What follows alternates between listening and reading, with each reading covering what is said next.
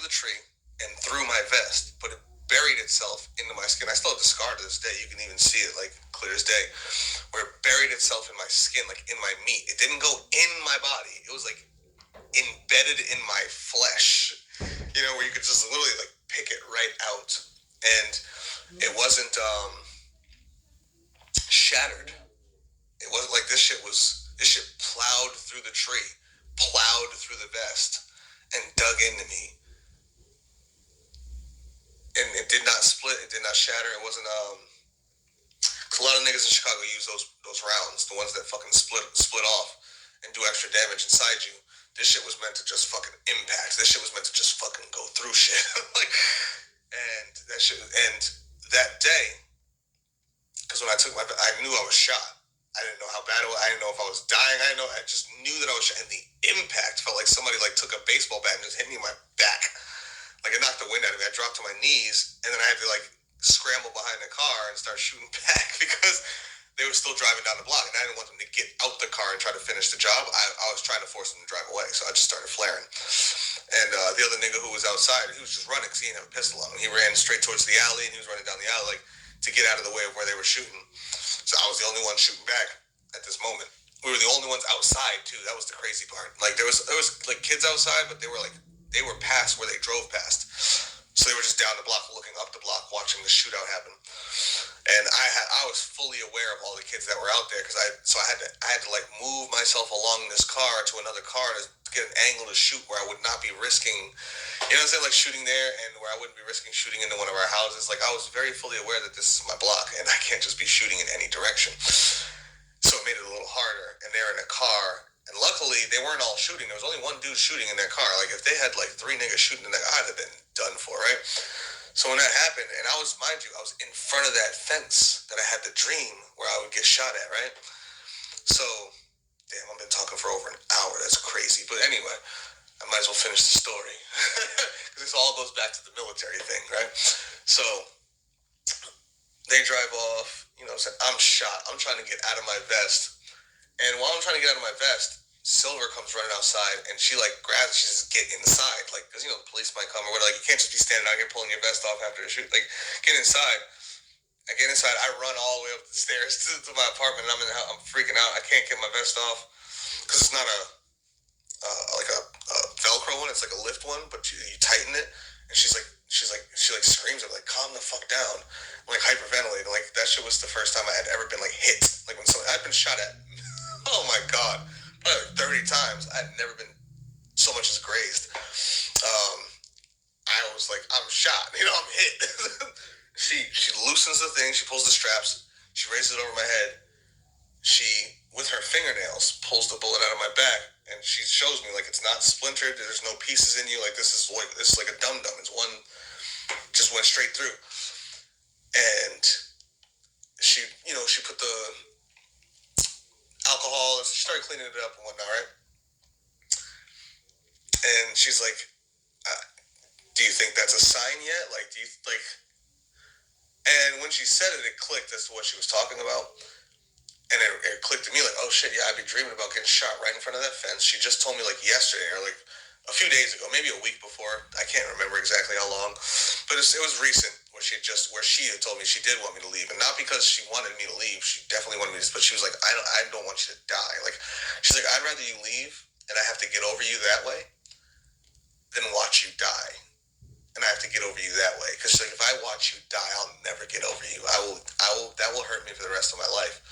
But if you leave, she's like, one day, she's like, cause she was really growing in her mind. She's like, one day I'll get a new boyfriend, you'll get a new girl. Like, whether it takes years or days or whatever, she's like, one day, you know, we will be able to move on. And she's like, and this will be just a good experience we had as teenagers. But if I watch you die, she's like, not only will that hurt me, she's like, I will be mad at you forever. Like, because I'm trying to tell you that you need to go. And this is my Bonnie. This is the girl who would ride or die for me. But she always knew that we had a shooter's way out. Like, we always had a chance. You know what I'm saying? She's like, if they figure out who you really are, there's no chance. The whole organization's gonna be gunning for you. It's not gonna be a war between two groups. You're the target then. Like, And if they find out who you are, they'll probably raise the price. They'll certainly raise, like, that should go up to $1 million on your head. Like, and she wasn't wrong. Like, and I knew that too. If they find out who the nigga behind the mask is, because they already didn't fuck with me. You know what I'm saying? Like, I had like probably multiple prices. I only knew about the one in the mask, but they probably had multiple because I was me and that dude that I called Mountain, that they all called Mountain, or a lot of them called Rock. Um, we knew who each other were. You know what I'm saying? Like, to an extent. And yeah, I was definitely like not on his good list. Like, so they figured out that I'm the same person as that person. Oh, they're gonna go extra hard, right? So that was when I was like, you know what? Like, I really started thinking about it, and then they ended up killing a couple people, trying to figure out who the nigga in the mask was, like torturing and killing some people. Not my people, somebody else's people that they thought it was, but they were innocents. And right there, I was like, so me being in that mask got people I don't even know killed in a heinous fucking way. And that's when I just realized, like, my empathy kicked in again. And it was like, where I started thinking of everyone but me. Because for me, that was the life. You know what I'm saying? It was like, I'm a shooter, I'm a driller, this is what I do, and I can do it for my people, and I can, like, it just, like, I was never worried about dying in battle or anything like that. Like, that's how I want to die. I was a Spartan, you know what I'm saying? Like, that's what I was. And it was crazy, because even in that school, we had these people come in, and they ran our genetics. Now, I think that it was probably some underhanded shit, because they was going to Chicago schools, getting all these genetics from all these kids. Like, I think it was probably some underhanded shit, but at the time, it was just some interesting shit. And I gave them my genetics, and they showed me that my patrilineal line comes from Central Africa, which is like pretty much everyone on Earth. That's matrilineal Eve, mitochondrial Eve. But my patrilineal line, my father, my paternal line, goes back to the southern Peloponnesus region of Greece, right where Sparta was. And I had been studied Sparta. Before the movie 300 came out, that was my favorite historical group of people, because they were warriors, and I studied all the warriors of the past. Like, I was really into history and stuff. I'm a big history buff. Always have been since I was a child. Literally, since I was small, I would watch the military channel and the history channel since I was tiny. like, I've always loved that shit. I've always read books. Like, so when they told me where my patrilineal line was from, I took that shit to heart. I'm a Spartan. Like, that is like, from that day forward, I was a Spartan. One of my great ancestors, one of my male ancestors, was a Spartan. At least one, if not multiple. You know, so like my male bloodline hails from Sparta. Like, so that's like, with all these things come together, all these synchronicities, it just forms who I am and my mindset as a man. You know. So as a teenager, that's how I was drilling. I'm a Spartan out here. Like, these niggas don't know who they fucking with. Great grandfather, like, they don't know who they fucking with a Spartan. Like, and I used to really talk to myself in the mirror like that. Like, I amped myself. So it got to the point where I realized it's not just about me. It's about everyone else. And not everyone was built like me. Some niggas was just making money. You know, they was hustling and stuff. Like, they're not really built to drill like that. A couple other niggas was built to drill like that. Like, but I'm like, I'm going to get everybody drilled like that. Like, so I'm like, I got to, it got to the point where I was going to go. And I decided I'm going to leave, right? To come back out here to Job Corps because of that. I ended up coming back out here to Job Corps. In Job Corps, there's gangs there too. Go figure. And the long story short, I'm not going through the whole Job Corps thing right now. I already gave you an hour and some odd to listen to. But I ended up into it with this Latin King dude who just didn't like me. And I was very nice in Job Corps. I was really trying to be as non-controversial as possible in Job Corps. I was like a peacemaker, and everybody knew it. Like, when the gangs would get riled up, when people I would be the nigga in the middle. Even if the two niggas was bigger than me, I'll step in between. Like, y'all gonna have to fight me to fight each other. Because, like, I'm like, yo, we here to get an education. We here not to get, like, kicked out and shit. Like, niggas is making shit hot. We were also hustling in there. Like, niggas was selling coke in there, weed, and I sold everything that wasn't illegal. Like, soups, Pop-Tarts. Like, I sold everything that wasn't illegal. Like, because I was trying to not go in that direction. You know, I was like, let me give like regular life like somewhat of a shot. Let me give the NPC world a little bit of a shot, you know, as opposed to just being a driller all the goddamn time and a fucking hoodlum. So I was selling everything. It was a snack, a candy, a fucking a chip, answers to tests. Like it wasn't illegal. Like there was some things that I did that were against the rules, but it wasn't illegal. I was selling it, right?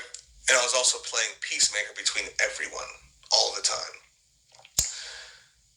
But this one Latin King dude named Primo just did not fucking like me.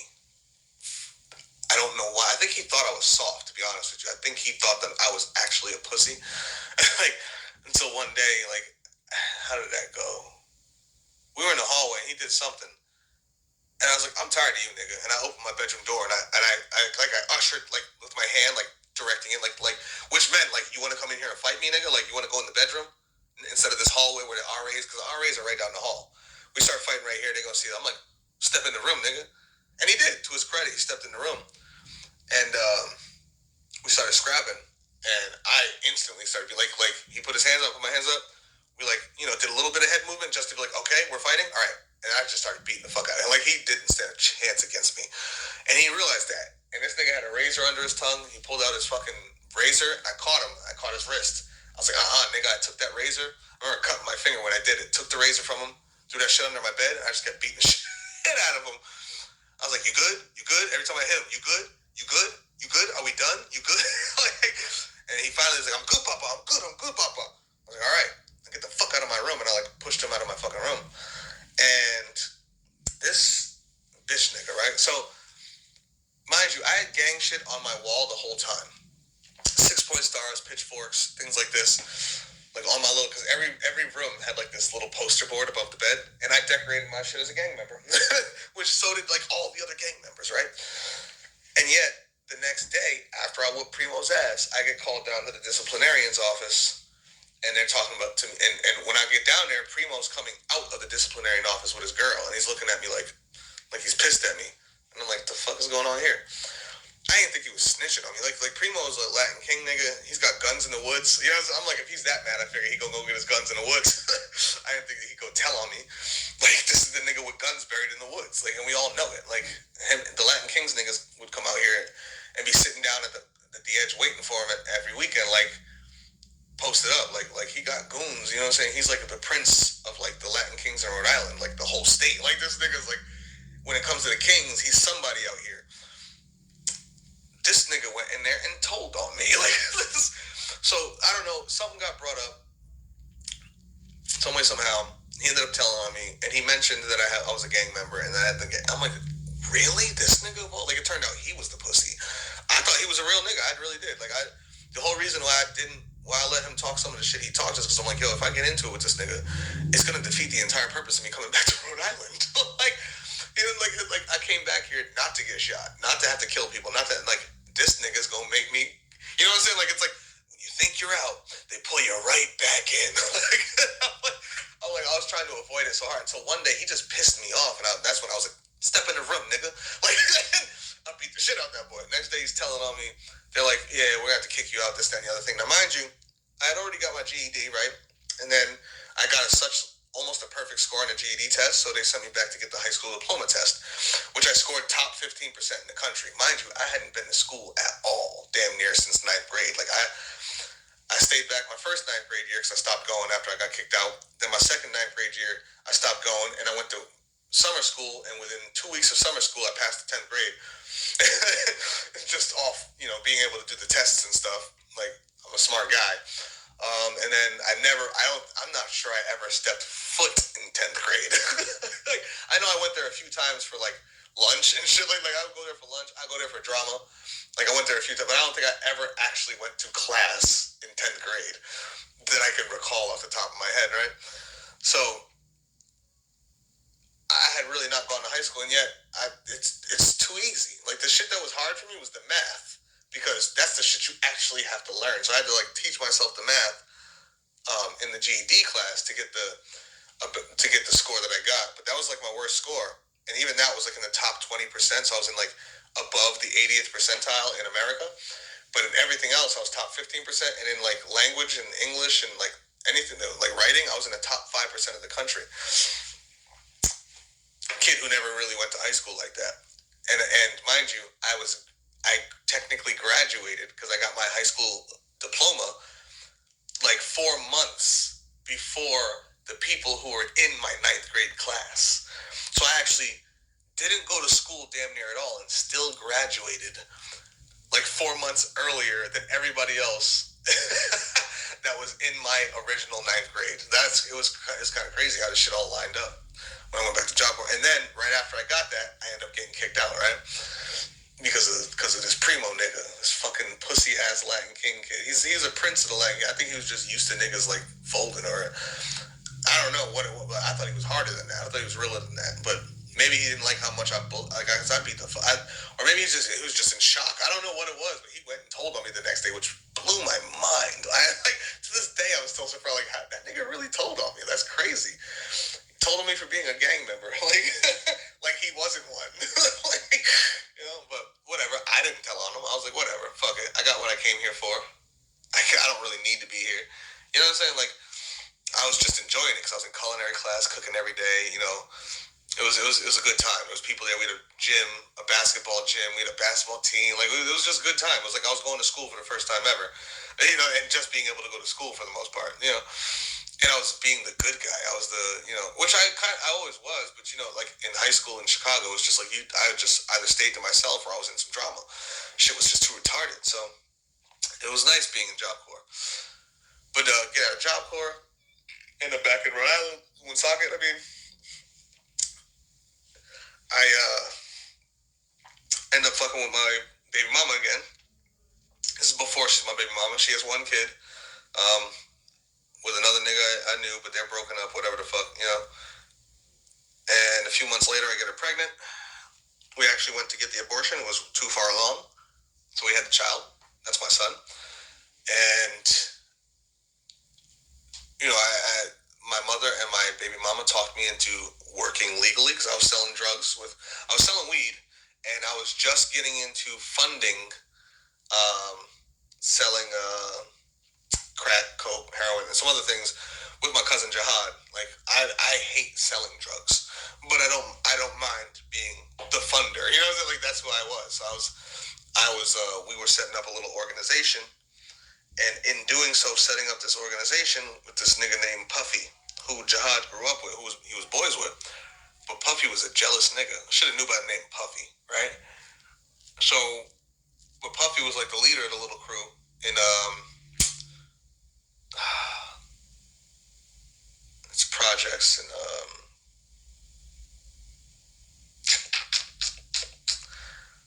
Prospect Heights. There we go. And Prospect Heights, which is a projects in out here in Rhode Island. I cannot think of not Pawtucket, not Central Falls.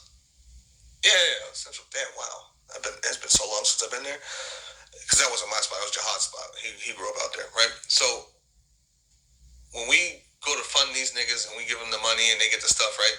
When we're supposed to go pick up money from Puffy, he gets real sketchy, and it's clear it's sketchy, and we know Puffy. He's a shady nigga, but he's never been shady with us. Never been shady with Jihad. Jihad was like the leader of the little group. Puffy like waged a coup. So when we went out there to see him, we pulled up down the block, and we were supposed to go see him alone. He was supposed to be by himself, like with, maybe with a couple niggas that we knew, and like, they had the whole hood out there. Like, we just knew what it was. We knew what it was. His cousin had been telling us, because his cousin told us, like, nigga, Puffy just turned his back on you. Puffy's talking about shooting you niggas. Like what? Like, yeah, Puffy wants to run everything. Y'all gave Puffy the money, and he's like the nigga running things. Y'all are just the money niggas. He feels like he could be that guy. Like, all right. Like, well, I guess we have to go teach Puffy a lesson. Like, so when we go down there to see this nigga, and we notice that all these niggas is out there, and niggas is out there they strapped with niggas is out there with like ratchets out the ass. We know what time it is. Like, we swing around the block. As we pull around, they see us. They raise up. I raise up. He just started shooting. I don't know how we did not die that day. Not a single one of us in the car was shot, but his car was riddled. Like, I don't know how we didn't die that day. It was crazy. I was fucking just drilling with one Glock out the window. And they was fucking like, like somehow none of us got hit. It's crazy. But that was the end of that endeavor, and that money was lost. Then I was supposed to go to Chicago to get my money that I had in the safe with my guy Lil Man. We call him Lil Man because he's actually pretty big. And when Lil Man, I had like 40 grand in a safe. I was gonna go get my car too from from Kamaya's father, who I gave my car to while I was, because he had multiple cars. I'm like, yeah, keep it here in your with your other cars. I'll come back and get it. So I was supposed to go back out there with my cousin Tristan, because my cousin Tristan came down here to go to Job Corps with me, and he was getting ready to go back. And I was going to go back out there with him, get my car, get my money, and bring it back out here, because I couldn't bring 30 grand on a plane. And it's like, that's just too fishy. I wasn't driving out here, I was flying back. So it was like I left everything out there to continue operating, like so niggas could keep hustling and flipping it, and Lil Man was left in charge. And I trust Lil Man. He always gave me reports like weekly, like I talked to him all the time. When he went to when it got out, like when niggas in there knew that I was gonna come get my money, this nigga, one of Lil Man's boys,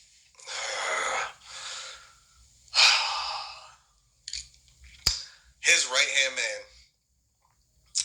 when he opens the safe, because he didn't have access to it, but he trusted this nigga. I don't even know this nigga. He trusted this nigga.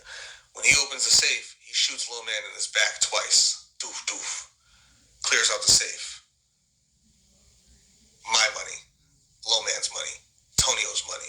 Rodney's money. Like, everybody who had money in that safe cleared out. And this nigga disappears. He was found later. Lil Man knew where to send niggas. He got, but none of that shit came back. Like, none of that shit came back.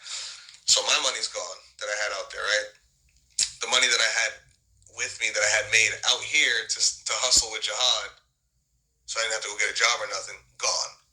The drugs, gone, because Puffy and them. And there was no really going and getting that back. Like, the Prospect Heights is full of niggas that is just no longer on our side. And I never knew them niggas. Those was Jihad's people. I was just trying to be a financial backer for his operation. So my money's gone. So I'm like, well, at least my car is still there, Like 3 days later, my girl, Kamaya, her father gets pulled over driving my car. This nigga flares because he's got warrants and also like he's, so like I don't know if they knew who they were pulling over when they did it, but he knew that he couldn't give him his name and shit. Like, so he ran on them. He's driving my car, he's running, he's trying to get away. He's got cop cars. He shoots it out with these motherfuckers. This shit made the news and everything. This shit made national news, actually. And he shoots it out with them. He ends up shot in the hospital and in prison. I think he's out now. He didn't get life. He got like 10 years. But like, when was... Yeah, he's out. He's got to be out. He should be out for years now, actually. This is how out of touch I am with everything going on in Chicago like that. But there goes my car, like shot up by the police and impounded and shit. It's like, all right, well, and it was never in my name. It wasn't like it was in Antonio's name, right? So like all this shit happened like so fast. I'm like, damn, I just lost all my money, all the drugs, whatever like organizational structure I had out here to operate under, like, and my baby mama, who was pregnant at the time, and my mother were both breathing down my neck to get like a job and like, do the legal shit. And all I was doing was selling weed at the time, because that's what I was doing directly. And that money was small money. I was really selling weed just so I could smoke weed. I wasn't really selling weed to sell weed. Like, I wasn't trying to be some big time weed dealer. I was like, fuck, I gotta expand my weed operation. But everybody in Rhode Island sells weed. Everybody in Woonsocket sells weed. So it was just not the right thing. So I was like, I eventually gave in. My baby mama was a manager at McDonald's. So she hired me, and I started working at McDonald's. It was my first official job, legally. I remember when I was a teenager, at 14 years old, in Chicago, I worked for my landlord for like 2 weeks helping him with like shit. Now, like I helped him knock down some walls, pull staples and nails and shit out of the floors, out of like rugs, like. And I was like, I'm done. I'm not doing this, and I'll never work again. I remember knowing then, nope.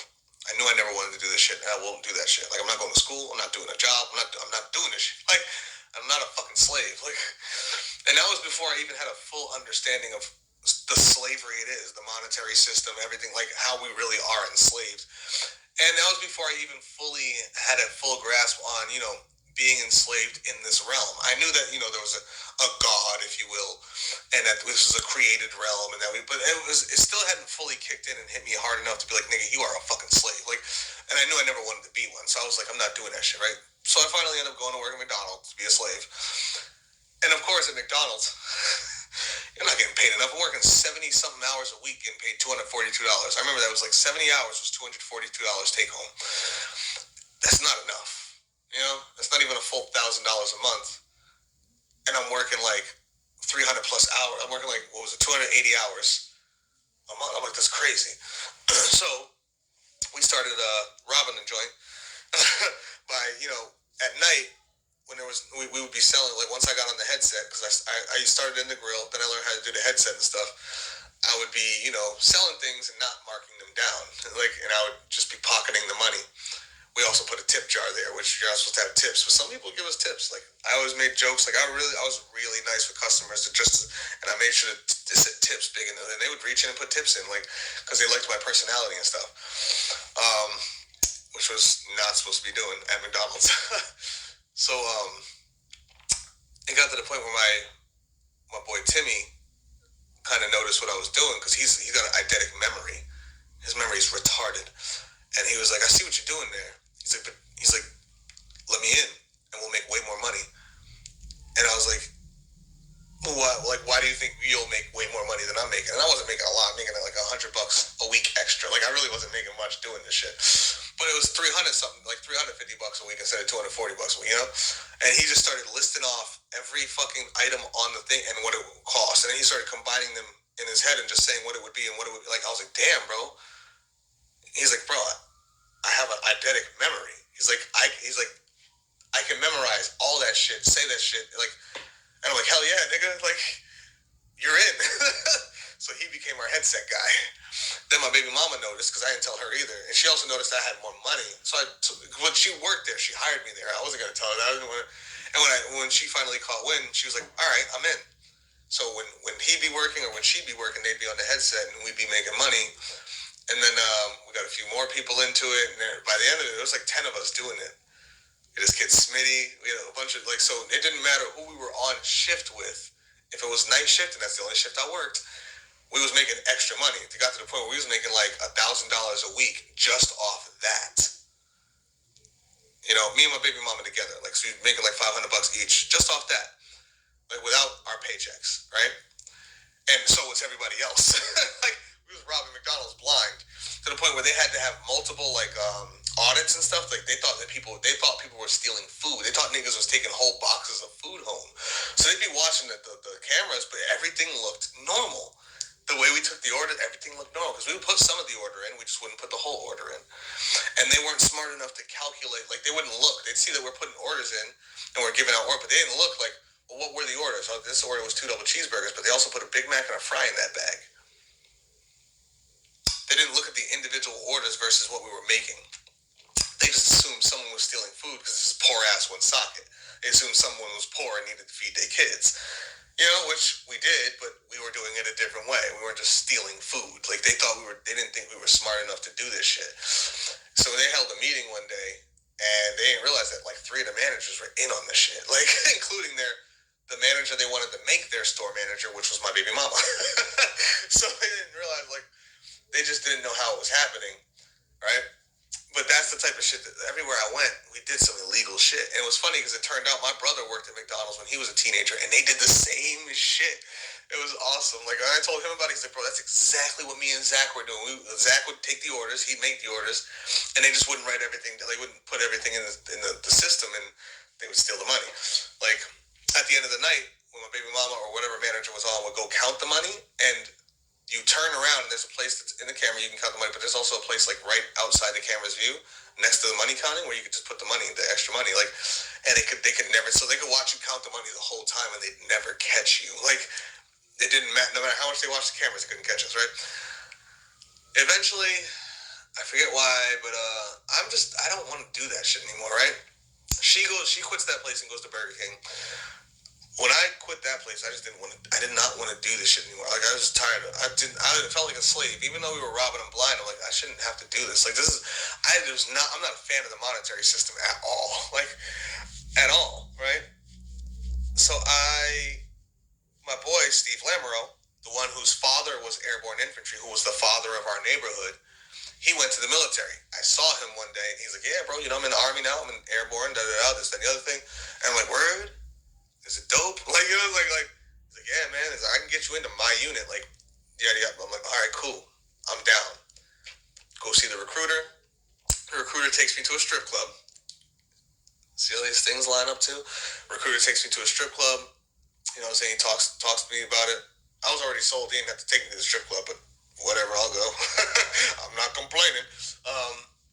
And I signed up that day. Long story short, I go through basic training, all that other stuff. I go back, I get to the unit eventually. I'm there for like a year and a half before we're getting ready to get deployed, because they got deployed.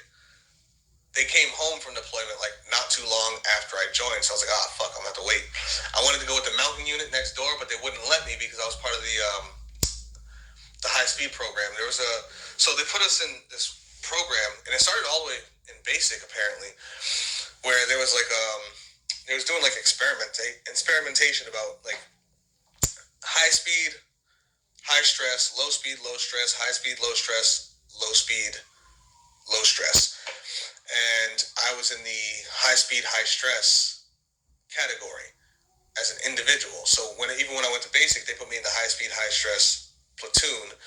And then when I left basic and I was at my unit, we had so the black kid that I talked about, the other black guy, he was low speed, low stress candidate. I was a high speed, high stress candidate. So he stayed with the airborne unit doing regular, the training that they did in the airborne unit. And then they sent me to train with the mountain unit, and then they sent me to train with the 19th Special Forces group that we were attached to, because we're a Special Forces unit technically. The mountain unit, the SF unit, and the airborne unit act as one, because the airborne unit used to be a LRS unit, which is long range reconnaissance, but it's now an airborne unit. But anyway, long story short is I was attached to the 19th SF group, so I was training with the Special Forces. So I was supposed to get 2 years of training, high speed, high stress training before getting deployed. So because that way you have someone who is like a private, like I could not rank up until I was done this training. By the end of that training, I could automatically be a specialist, or depending on if I had enough points, I could go straight to sergeant. I'm 6 months away from this training ending, and I have enough points where I'm looking down the road at being a sergeant 6 months from now, going straight from private to sergeant, which would have been, cool. Like, I get my own team right away, like, and I'm jumping right past the specialists. I remember telling, this is a kid's special